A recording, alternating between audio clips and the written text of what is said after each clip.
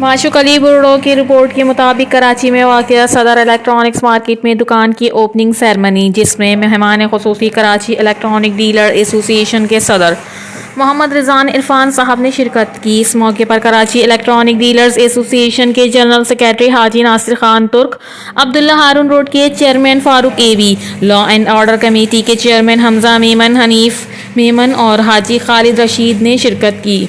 Reporter Mashooq Ali Burdo, Karachi, CCN news.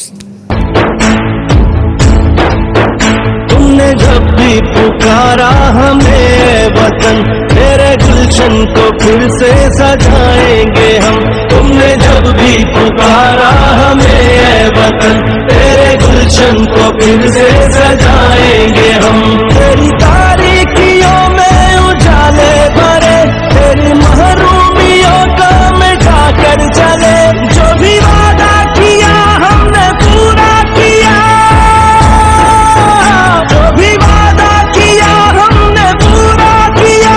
जो कहा है वो करके दिखाएंगे हम।